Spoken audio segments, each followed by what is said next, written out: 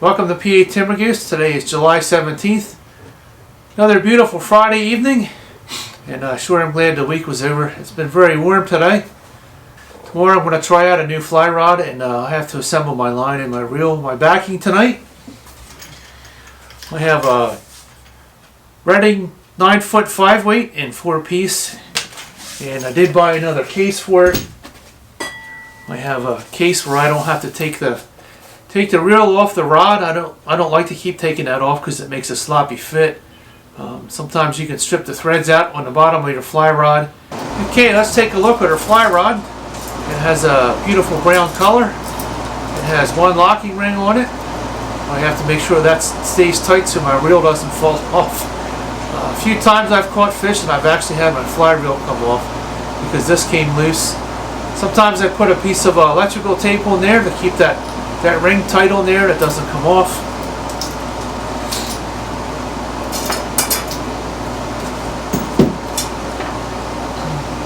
Just put a rod together here.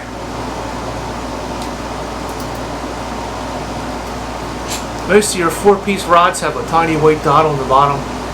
This is your alignment dot, so you can tell that everything's straight.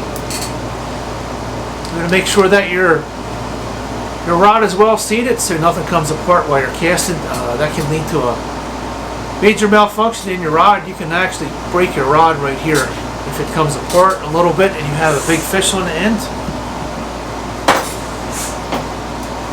Let's put our pieces together here. You won't be able to see the entire rod. I can't back the camera up far enough. Here's our 4-piece rod.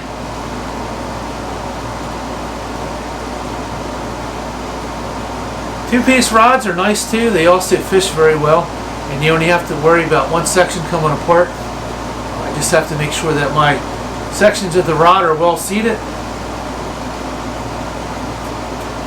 Okay, here's my 9-foot rod. You can only see part of it. I'm sure I'll be hanging up with a lot of bushes tomorrow. I'm going to be fishing a brushy stream.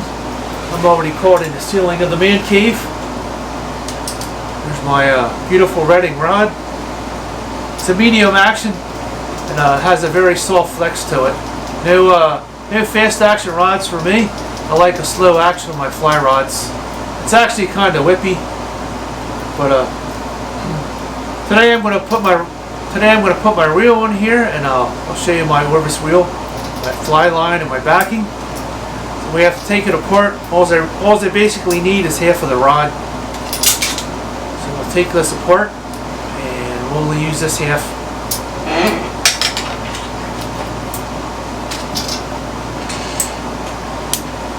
Take the top of my rod off. There's not a lot of room in here for this.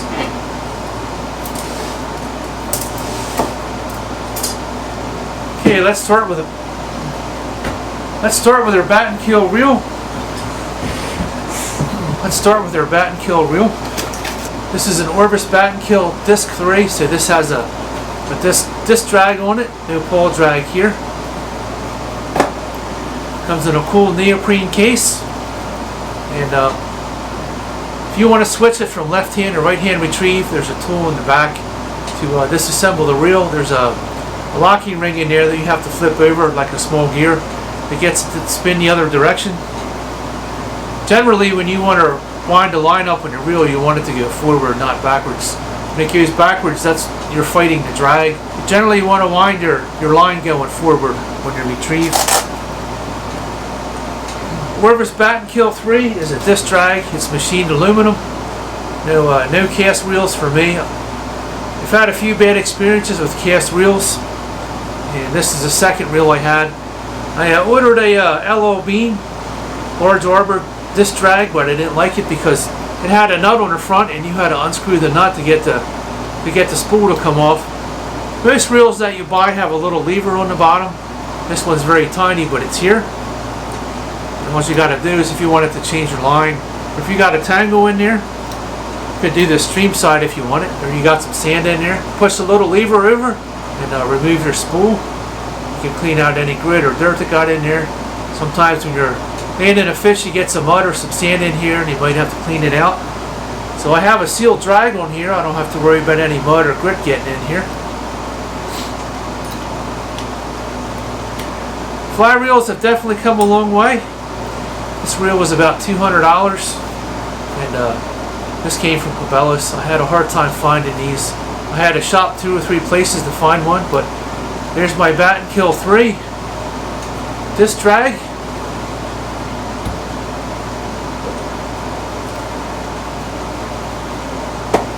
There's a reel. The fly line that I bought is Scientific Angler, and it has a weight forward taper, and the tip of this is camouflage.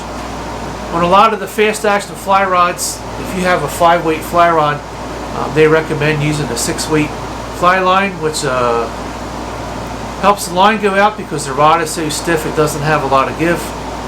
This particular fly line that I picked is a 5.5 weight, so I have a little bit more weight to make it cast out easier. And this doesn't have the super slick coating on it. This is a textured fly line, and there's a loop at each end. Generally I like to use a double taper fly line, but they're becoming harder and harder to find. So this one is a weight forward, and I have a camo tip. It's approximately 90 foot long. My fly line backing, most 5-weight fly rods call for a 20-pound test backing on your reel. I bought some 30-pound test high visibility orange. Sometimes you can hook onto a really large fish, and they can spin your fly reel all the way down to the knot and basically spool all your line. In the past, I've actually had a salmon up in New York spool me and took off downstream. I was using an 8-weight rod, and I had a 2-foot sink tip on it, and the salmon actually went underneath of a giant rock, and it had a very sharp edge on it, and it actually cut my fly line in half. And when I came back, my sink tip was missing, so I lost about 2 or 3 foot of my fly line at the end, and my leader was gone. So I like to use 30-pound test, high visibility, so I can actually see where my fly line is going. If you hook a large fish on your fly rod, it can take a 100-yard dash downstream very quickly. They can spool you all the way to the knot where your reel is, all the way at the end, and the only thing's keeping your fly line intact is that knot. A lot of times I've been in big crowds of people, and the fish is going downstream. The drag on your fly reel spinning, if they're not paying attention, your fly line will actually hit the people that are below you. Happened a few times in New York, and I had white 30-pound backing on there. If you have a high visibility backing on there, it's much easier for the other anglers to see, so usually what they'll do is they'll step over your fly line, or they'll duck under it as it comes zooming by. So I prefer high visibility fly line backing. I have a better idea of where the fish is going because I can see the backing very easy. Much better than white braided backing. Okay, let's put our fly reel on a rod, and we'll spool up our backing, and then we'll attach our fly line, and I'll show you how I do that. So stay with us. Don't click through the video yet. Stay with us. Here's my Orvis Battenkill 3 disc drag. We're going to put this on the fly rod.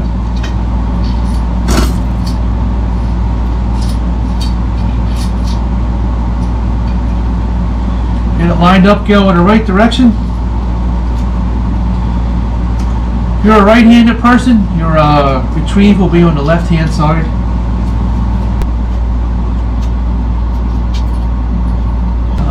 If you're left-handed, it will be on the right side, so it'll be opposite of whatever hand you retrieve with. So this is on the left side. Drag knob is on the right side, and most fly reels don't turn all the way down till it completely stops. When you have a fish running, you can put a little bit of pressure with your finger on the rim of the spool.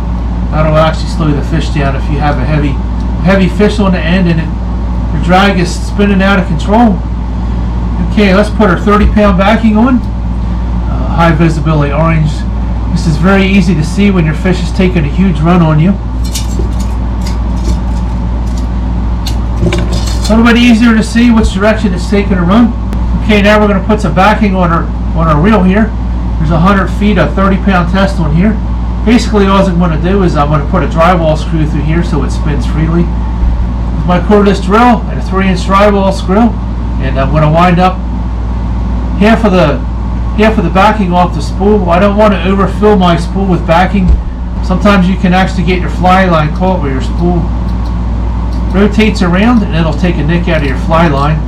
If you have very expensive fly line, you don't want any nicks in the middle. You really can't fix it. Your fly line is ruined. So I'm going to take 50 feet off of here, and my fly line is 90 feet. Okay, let's find a drywall screw here, and we'll do some high-tech stuff here. We'll be right back.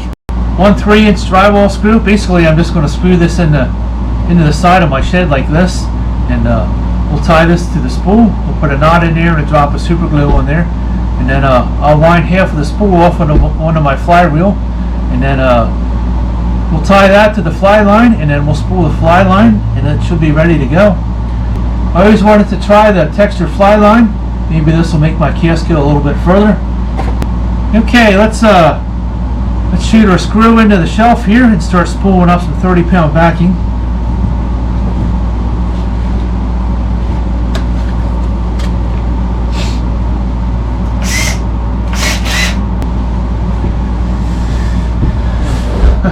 Got some high-tech stuff going there.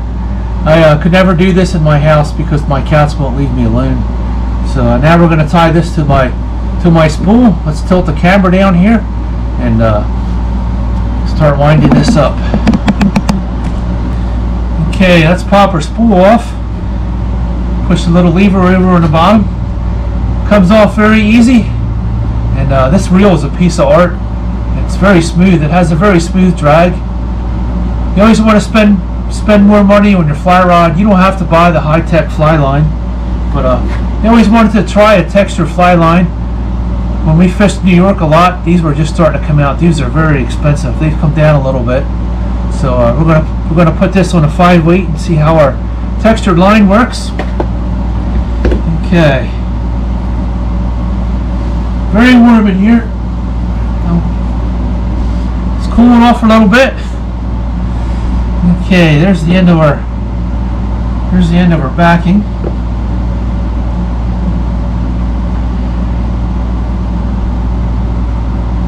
And basically I'm going to tie a slip knot. Same knot I used with my flies and on my streamers. So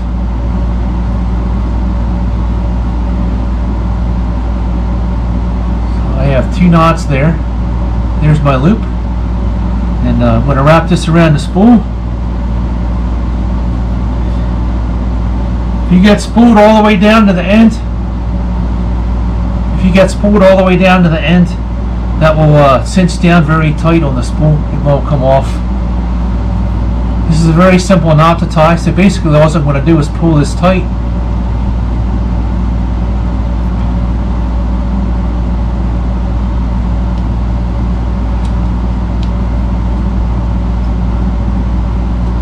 Okay, there it is on the spool. Pull a little tighter, and we'll cut the tag end off here, and I will put a drop of super glue on that knot to lock that knot in there. Here's my fly tying Dr. Slick scissors. Cut my tag end off.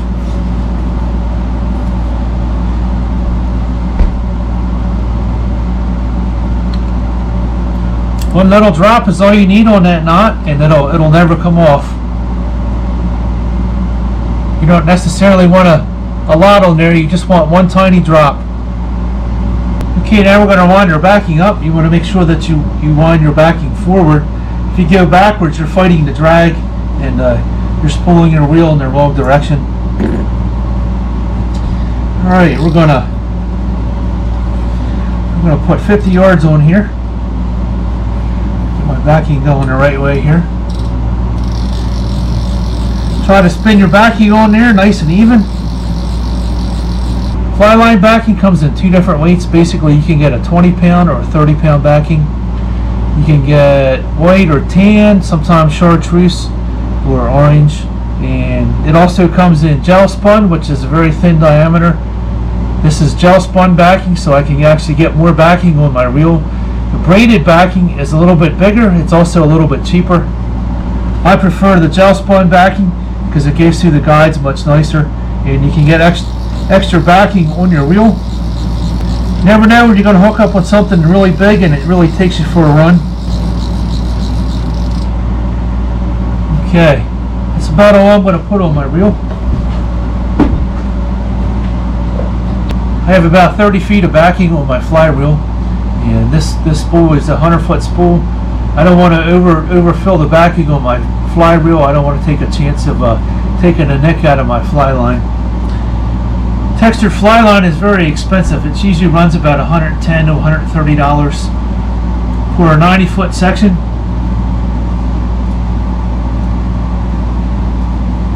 So we're going to spin some of this back on the spool here, and we're going to clip this off. Okay, that's my backing on my reel. Now we're going to put our high-tech fly line on here. Scientific angler, weight forward. This is 90 foot long. The front taper is 10 foot long. The belly is 20 foot long. The rear taper is 20 foot long, and the running line on the back of the fly line is about 40 foot long. A total of 90 feet. Hopefully the GoPro can see that. Infinity camo, bamboo, buckskin, and camo. So this line's actually supposed to be 3 different colors. Basically, it'll come on a spool just like the backing. Fly fishing is very addictive. I think my first fly rod I spent $50 on it.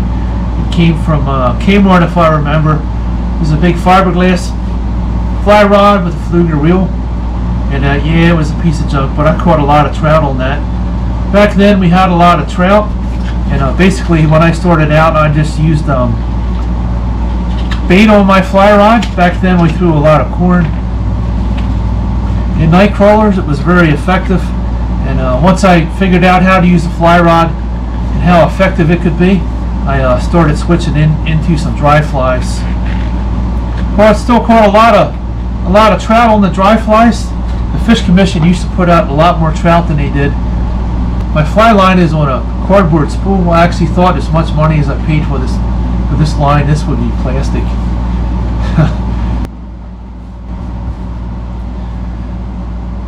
If I was doing this in the house, my cats would never leave me alone.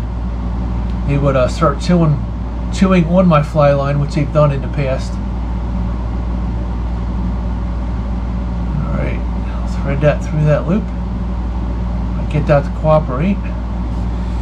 Okay, here's my backing through the loop. And basically this will be the same knot that I use when I tie things onto my leader material. Okay, there's my welded loop.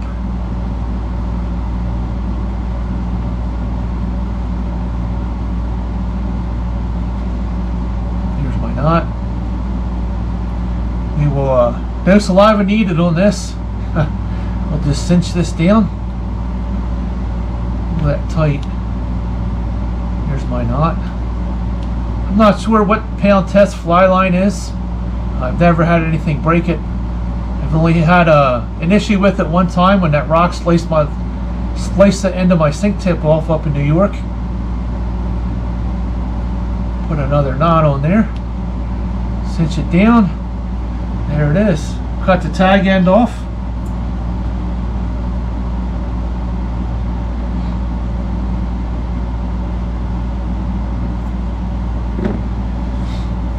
And we'll put a drop of super glue on there. And then we'll give that a few minutes for that to get hard. You could use any kind of glue on this. Sometimes I use fly tying cement on here. That also works very well. But the super glue dries much faster. You want to make sure that the knot on here is coated on both sides. This is the one that will take most of the beating. And let that dry before you spool that up. Now I got a super glue tube stuck to my finger.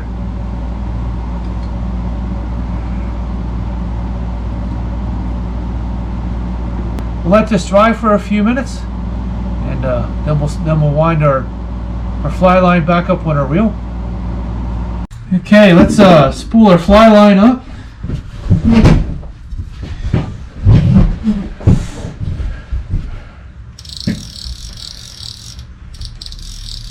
Try to wind your fly line on your spool nice and even. Just go back and forth.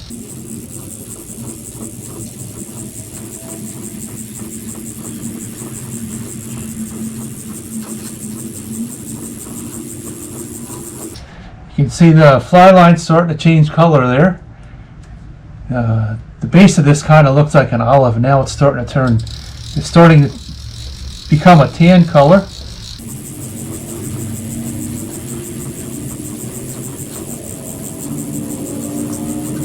Now I can see the camo tip on it, so I'm getting near the end. Here's my camo line. I'm a big fan of camo line. It's very hard for the fish to see. A lot of the new fly fisher guys, they'll always have yellow or orange fly line, and when you're casting a fish that's very spooky, they tend to shy away from that. That will actually cost you some fish. If you need to see your fly line, you could always put a strike indicator on the end. They cast fairly easy, they're kind of light. So here's my buckskin tip. And most of your fly line is laser etched. It's very tiny, but if you look at this, it'll actually tell you what kind of fly line is on your reel.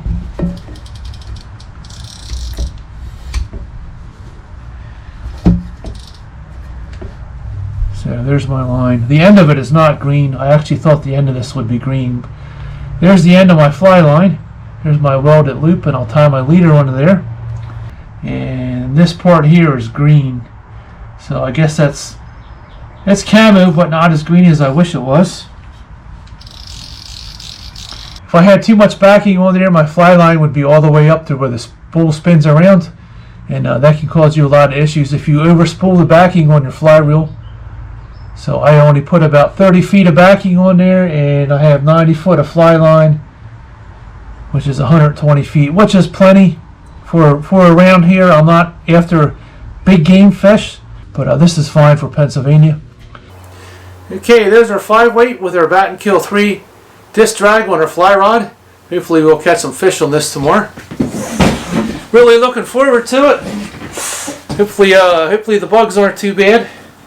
This is a case that came with the fly rod. This basically is a metal tube. Sometimes these are plastic. The metal tubes have a tendency to be a little bit thinner. So I will keep my fly rod in here. This is also a Redington case, and I don't have to disassemble anything. Fly rods can take a beating. It depends on how much you use it, and if you catch a lot of big fish, bad things can happen to your equipment, so don't be mad if you break your fly rod. I try not to spend a lot on my fly rods. Most of my money is in my line and my reel.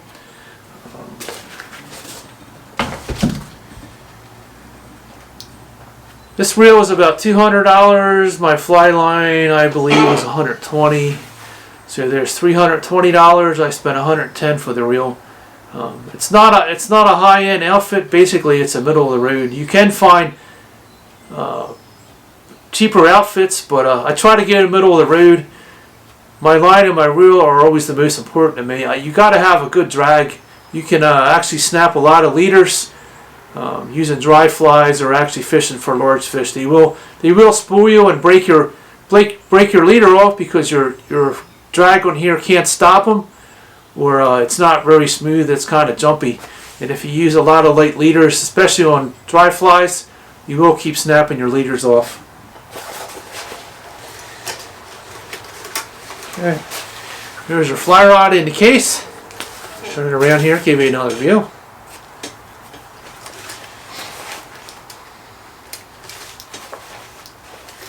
There's our new fly rod in our case, a 9-foot 5-weight Redington with an Orvis reel and scientific textured fly line and a 5-weight.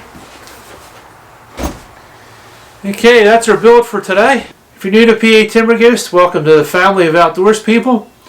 As always, like, share, subscribe. Comments are awesome. And Thanks for watching PA Timber Goose. We'll see you in our next video. Tight lines.